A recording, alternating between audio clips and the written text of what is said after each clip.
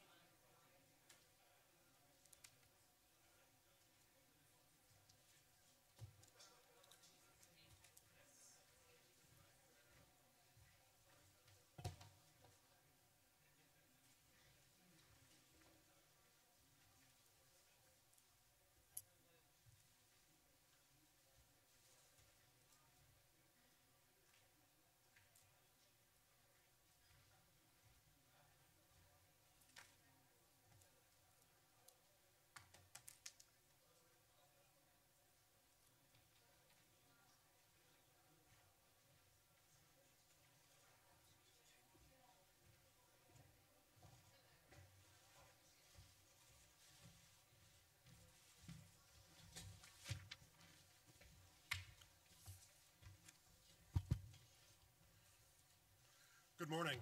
Thanks for coming. I'm David Tice, the World Bank's press secretary. Dr. Kim will give brief opening remarks and then we'll turn to your questions. Small note first, if everyone could please remember to silence your phones, of course, and when we get to the Q&A, please identify yourself and your outlet once the microphone gets to you. Thanks very much. Terima kasih. Dr. Kim? Thank you. Selamat pagi, everybody. Welcome to the 2018 IMF World Bank Group annual meetings. It's a great honor to be here. I'd like to start by thanking the government of Indonesia for their commitment to host these important meetings in the wake of the terrible tsunami and earthquake in Sulawesi. I'd like to express my sincere condolences to the families, friends, and loved ones of those who were lost. And we're also learning of further loss of life from last night's event. We're working closely with the government, and we've offered our immediate and strong support at the government's request, should it be required. Indonesia has enjoyed strong economic growth and is making significant advancements in its efforts to end extreme poverty. Indonesia's GDP per capita has risen from $785 per person in 2000 to more than $3,800 per person in 2017. And the poverty rate here has been cut nearly in half, from 19.1% in 2000 to 9.8% today. This is impressive progress, and we're confident the country can continue this economic trajectory even in the wake of the recent tragedies.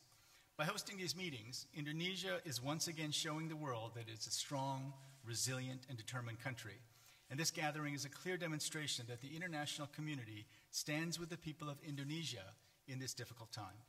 These annual meetings focus on important issues facing the global economy, but too often we find ourselves focused on short-term issues. What's the impact of a rise in interest rates, a drop in commodity prices, or a shift in bond yields? These are pressing, important short to medium-term issues that we must confront. But in addition, we at the World Bank Group are focused this week on two long-term issues that are critical to every country, developed or developing, rich or poor. The first is climate change. Climate change is an existential threat to global development and efforts to end poverty. The warming planet is already having an impact on the poorest and most vulnerable. The new report from the IPCC shows that our window to keep warming to 1.5 degrees Celsius is closing. That will affect every single living creature on the planet today and long into the future. We have far less time than we thought, and there's far less action than we need. The second issue that requires countries to take the long view is human capital, the knowledge, skills, and health that people accumulate over their lives. We know that politicians in rich and poor countries alike face uphill struggles to fund better health care, put more money into schools, and make other investments in people that yield measurable dividends over time. We need to fundamentally change the urgency with which we invest in our people. That's why today we're launching a new tool to help make the case for these investments, the first Human Capital Index from the World Bank Group. We need to policies to build human capital are some of the smartest investments that countries can make to boost long-term inclusive economic growth. Right now, a quarter of the world's young people are unlikely to achieve their full potential because of chronic malnutrition and illness that result in stunting, which permanently affects a child's cognitive development, school performance, and future income. If a country's children grow up unable to meet the needs of the future workplace, that country will find itself incapable of employing its people, unable to increase its output, and utterly unprepared to compete economically. This index gives policymakers compelling evidence that delivering better outcomes in children's health and learning can significantly boost the incomes of their people and shape the direction for their countries far into the future. If we act with the sense of urgency that this human capital crisis requires, we can create a world where all children arrive at school well-nourished and ready to learn, where they have a chance to grow up and become healthy, skilled adults, and where they can be productive throughout their careers as they reach for their own dreams. That's the world we want. This index can help us get there. I'm happy now to take your questions. Thank you. I believe there's some floating mics, but there are also standing mics, and we'll go here. We'll start with Metro TV, please. Hi, President Kim, Andini Effendi from Metro TV. For your report, the Human Capital Index report, what's the status of Indonesia in that index, and how the economic growth and also the development can reduce inequality? And how do you see emerging markets' resilience, including Indonesia, amidst the global financial volatility? And does our macroeconomic policies are on the right path to support inclusive growth? Thank you. So I'm trying to look at exactly what number Indonesia. Indonesia is 87th out of 157 countries, and so the actual number is 0.55 out of 1. So in other words, Indonesian children today are going to get into their 20s with only 55% of full health and full education. And so we have a very clear definition of full health and full education. You can get it from the report. But the bottom line is that into the future, the GDP is only going to be 55% of what would be had full health and full education according to the formula that we're using. Now, Indonesia is one of our early adopters. In other words, in responding to the Human Capital Index, they have decided that they're going to get out ahead of this and put on the table a transformative approach to improving human capital. So I was in Lombok, it's probably about 6 months ago now, and we visited directly one of the programs in which they're trying to dramatically reduce the rate of childhood stunting, increase access to early childhood development activities, make sure that children are well nourished and stimulated, and it's one of the best programs I've ever seen. I've been doing just this kind of work for most of my adult life. And so I can tell you that the first time I had this discussion about childhood stunting, about the issue of lack of investment in people with President Jokowi, when I first met him, he immediately responded. And since the first time I met him, Indonesia has been doing everything it can to improve its outcomes. Now, Indonesia is a country that is, by law, required to spend 20% of their budget, of the government budget, on education. So that's a relatively high-level expenditure, over 4% of GDP. The concern that Indonesia, that the outcomes that they're getting are consonant with the amount of money that they're spending. So we're working right now with Indonesia on improving their the outcomes from the education dollars that they spend. In terms of policies, we think that the fundamentals here in Indonesia are very solid. I have to say that we have great faith in Sri Mulyani Indrawati. She worked with me for 4 years at the World Bank Group, and we think that her management of the economy is good. I mean, there are many downside risks that we're facing now in the global economy.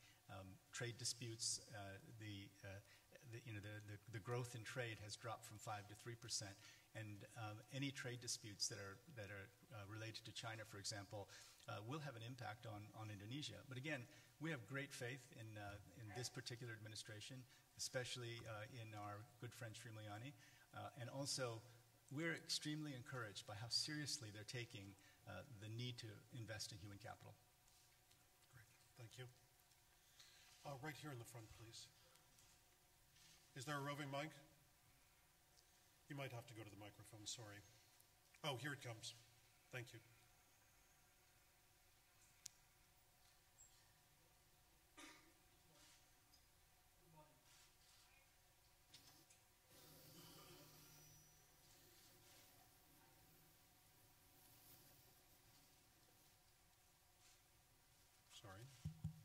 Good morning. My name is Obina from This Day in Nigeria. Kim, you highlighted the benefits of human capital development. And I was thinking what kind of program you have for Nigeria, where we saw last week that the number of out-of-school children has risen to 13.5 million.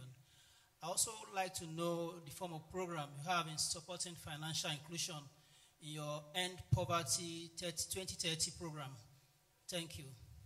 So, again, this is why indices help us. Nigeria, unfortunately, ranks number 152 out of 157 countries. we provide quite a bit of support for Nigeria in terms of the health budget, but we feel that the overall spending on health is just far too low, 0.76% of GDP. And also, the educational outcomes in Nigeria are very, very poor. Nigeria is one of the most important countries not only in Africa, but in the world. And so we feel that it will be extremely important for Nigeria to really go on a different level altogether in terms of their commitment to investing in human capital.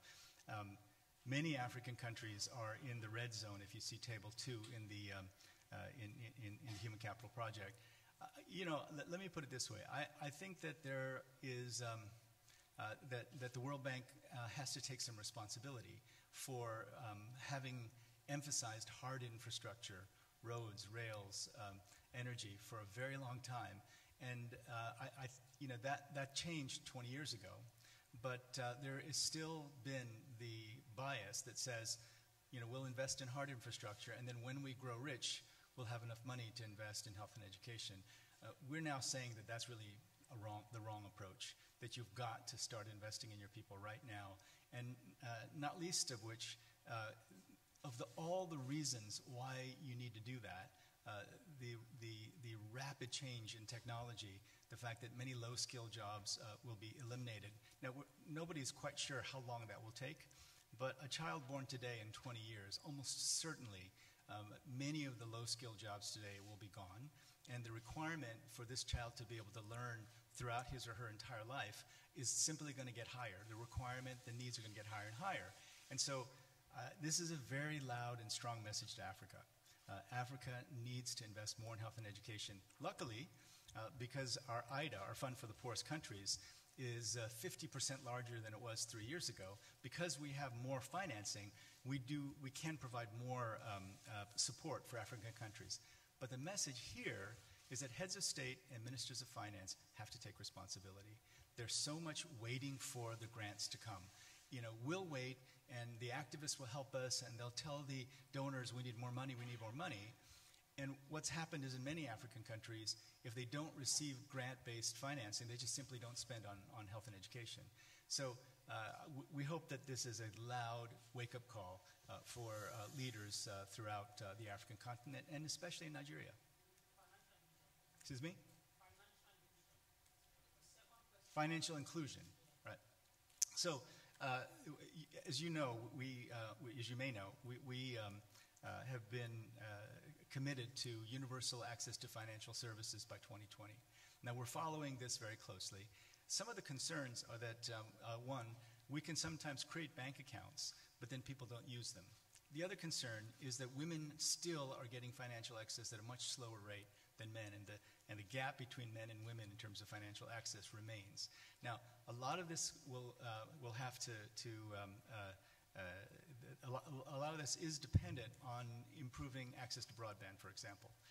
But we believe that access to financial services is critically important. Again, Nigeria is a country where we have a long way to go, and so we're very much focused on trying to improve access to financial services, but in a meaningful way, not just to give everybody an account, but to make sure that they can actually use those accounts in ways that will tensions, even start to quantify in its predictions how would be a kind of small slowdown for the economy in the United States and China.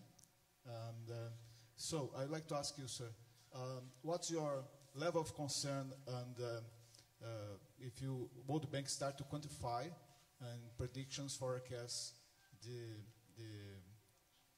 problems that could cause the escalation of these trade tensions, especially for next year, and what would be the important measures that the World Bank would take to mitigate those impacts, especially to developing countries? Well, we're very concerned about trade tensions, and in a session that we did with Roberto Acevedo, the head of the World Trade Organization, with Angel Gurria from OECD and Christine Lagarde, all four of us made very clear that trade is critical for all of our agendas. For our agenda, trade is critical because that is what has lifted so many people out of extreme poverty. We believe that increasing openness to trade in developing countries and in high-income countries, in trading with developing countries, it's been critical in the tremendous success in lowering extreme poverty. Now, we have done some projections. I can get you the numbers after the press conference. If all the countries that are involved in the trade disputes went to the limit of what WTO considers what's the right word? What the WTO would consider the limits of how serious the tariffs can be, then we'd see a clear slowdown in the economy, and the impact on developing countries would be greater. And so what we're doing right now is trying to understand exactly where our client countries sit in global value chains vis-a-vis the larger economies, especially the ones who are in the middle of a dispute. And we're trying to do everything we can to build resilience in these economies to whatever direction the trade disputes tend to go. All the countries that are in, for example,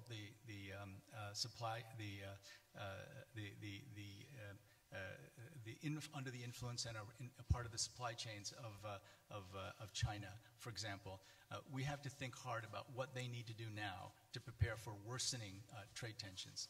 So yes, we're very concerned, and we're working with every single one of our countries to prepare them in case it gets worse. Thank you. This gentleman here, please. In Spanish. Buenos días, señor Kim. Good morning, Dr. Kim. I have listened to you several times, including in Lima, at the last round of meetings, and I very much appreciate the comments you've made about the Human Capital Index. We have talked a lot about, and I've heard you speak many times about the importance of sustainable development. I hail from Medellin, Colombia, and I'd like to know what you think about what will happen between now and 2030. How will things work when countries have so much to do in order to achieve the SDGs? You have spoken about the countries of Africa, but in Latin America, there is a marked degree of inequality. So what are your views on this? And also, what do you think can be done with regard to the future for Colombia? And how can we further develop our human capital? Thank you. Thank you very much. Well, you know, one of the things that you'll learn from the Human Capital Index is that Latin America over the past 20, 30 years has increased spending on health and education, but only in a few instances has that increased spending led to the kind of dramatic gains that we would have hoped to see. And so Latin America is one of the areas where we have to really think hard about the quality of spending, the impact that the spending is having on actual outcomes. And so the conversations we're having with most Latin American countries is it's not just about the spend, it's about how you spend it and about the quality of the education that you're getting.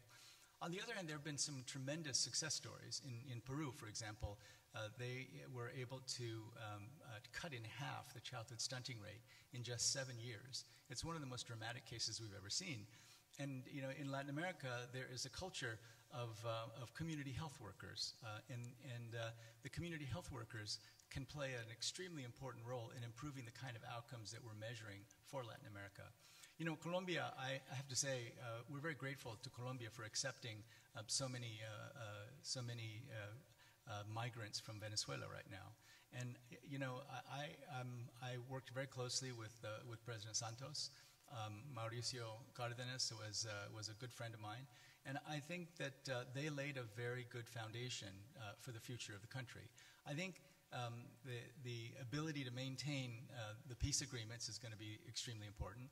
And I think that what happens in Venezuela and what happens with all the migrants is also going to be very, very important. We don't quite know what is going to happen in Venezuela. We're watching very carefully. But Latin America is at a really critical stage, we feel. And this focus on improving human capital outcomes very quickly has to be at the top of the agenda, because Latin America is, I think, just at the cusp of being able to, for example, create dynamic entrepreneurial economies, at the cusp of being able to use the latest platform technologies. For example, Alibaba from China, Tencent, the folks who've created these really powerful platforms to provide access to capital, access to markets. Those are the kind of innovations that I think could work very well in Latin America. But as you'll see in the Human Capital Index, despite increasing expenditures, Latin America continues to lag behind other regions. Thank you. Right there, 3 rows back, please. Alex Bromer. Mr. President, in your opening remarks, you said that the short term should not be allowed to divert you from the long term. But the short term looks very bad at the moment. The reappearance of debts in many of the countries which were debt relieved during the last round of problems, the build-up of corporate debt in many developing countries and emerging markets. Doesn't that put a crick in your program, because it means that those countries are not going to have the resources to do the human development work which you'd like to see? Right. Thanks. That's a great question, Alex. First of all, we are very concerned about the rising debt. Low-income countries, many more low-income countries have reached the potential debt to stress level in terms of percentage of GDP of sovereign debt. We are very concerned about it. Along with the IMF, we're working with every single one of our countries to manage their debt.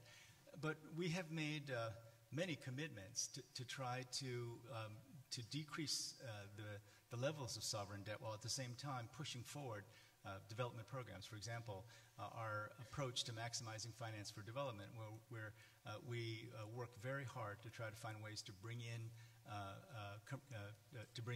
outside capital. Whenever a project is commercially viable, we have committed to, in fact, not providing sovereign guaranteed loans, but doing whatever we can to de-risk projects, de-risk entire countries, so that we can bring in the foreign direct investment that so many countries need.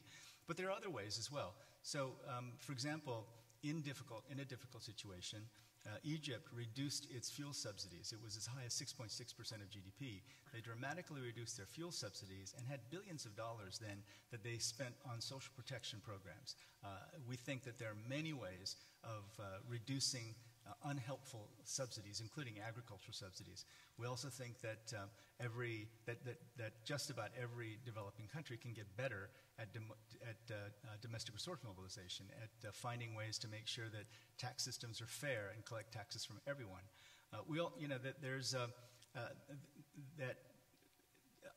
We really do feel that there's no excuse to not invest in your people at this point. And moreover, if you find an excuse not to invest in your people, it will be disastrous for you as technology begins to change the nature of work. That's in fact what the World Development Report is about. So we're not doing this just to focus on health and education. We're doing it because we think that there is a very clear connection between the Human Capital Index and productivity and growth in the economy. And so we're ready to work with any developing country to find ways of getting rid of regressive, unhelpful subsidies, for example, improving domestic resource mobilization, attracting more investment from outside the country. We think there are many ways of both investing in infrastructure and human capital while also minimizing the increase in debt to GDP ratios. Great. Yes, here in the front row. Thank you.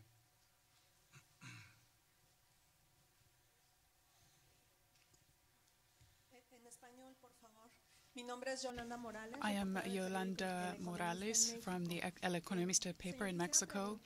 President Kim, I'd like to ask you your views of Mexico in terms of the Human Capital Index, and also to hear your views on that. And With regard to the presidential elections in Mexico, the president-elect has received strong support in Congress with a strong majority. Do you think that then advantage can be taken here to undertake reforms to the benefit of the Mexican people? Thank you, sir. So Mexico is ranked 64th on the Human Capital Index. The distance to the frontier measure is 0.61. And so again, this is why we're doing this index, because it's very easy to read.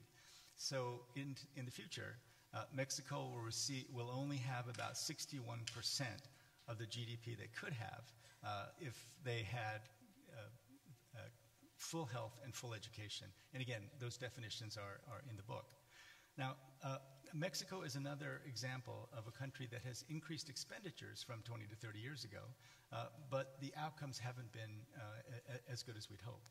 And so, very specifically, all of Latin America, including Mexico, needs to focus on outcomes and not inputs. Now, let me just make a point. So there are other indices that look at inputs. What's the percentage of GDP that you spend on health or education? This is completely different. Right? You cannot increase your budget and get better on the Human Capital Index unless you improve your outcome.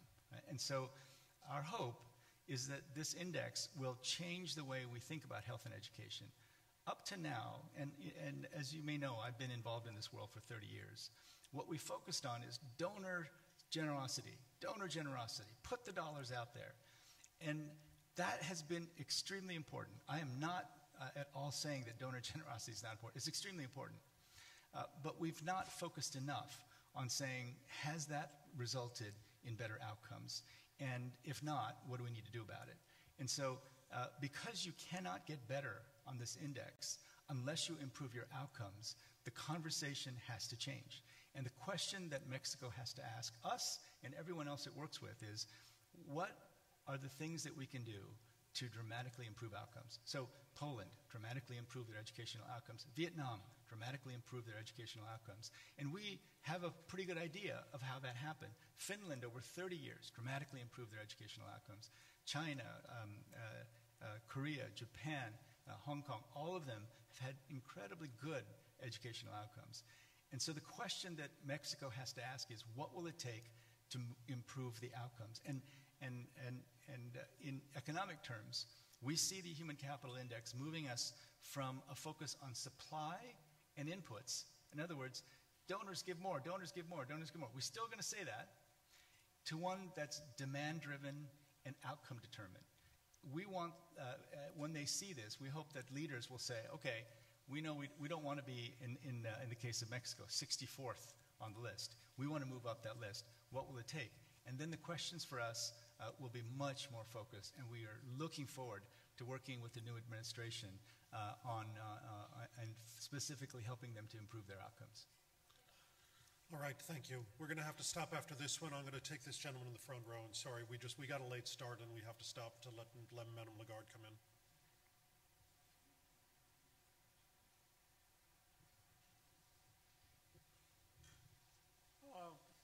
I learned the first term is Terry Masakoti. And as a matter of fact, when he landed here, he thought that we were coming to a country which is full of love and affection for all humanity. Everybody is smiling and trying to help. I'm a senior citizen. I have attended many annual meetings of the World Bank and the IMF. The first time I heard His Excellency, the President of the World Bank, there in Tokyo, and then once in Washington, D.C., when he took the job newly that time. My questions are, I represent an organization known as Investment and Marketing, Inc., from Karachi as the head office, Pakistan. My name is Hassan. I spell it as Hassan. My first question is... we can only have one, sorry.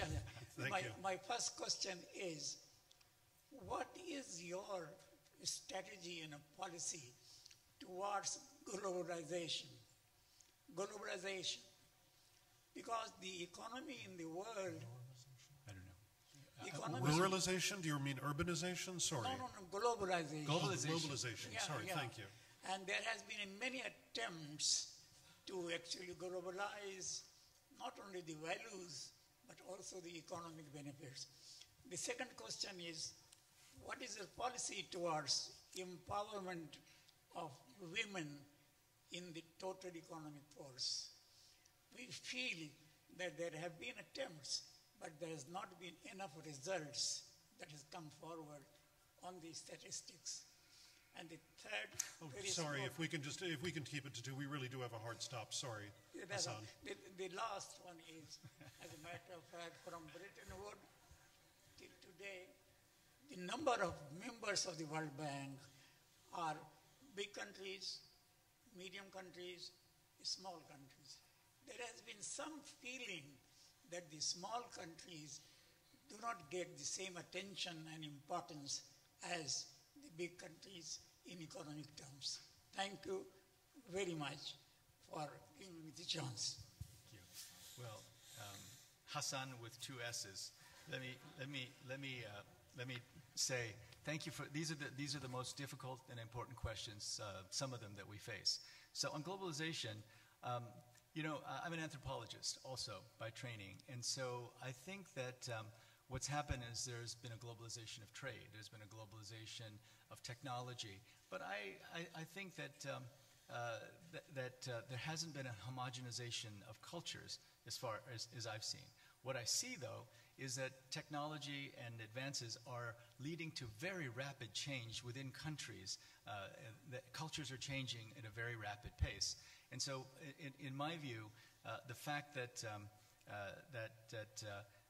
goods and services and ideas and people move across borders is one of the great things about the world of today. So I am a globalist. It's the definition of my job, but it's also the only chance we have of ending extreme poverty. If we stop the flow of ideas, of trade, of finance, if we stop the flow of those things, we will never be able to end extreme poverty. And that's been my personal mission for most of my adult life. And so we need more trade, not less trade, in my view, which is one part of globalization. Empowerment of women is extremely important to us, and we've done it on so many different levels. We now have data on every single one of our projects on whether or not it's benefiting women.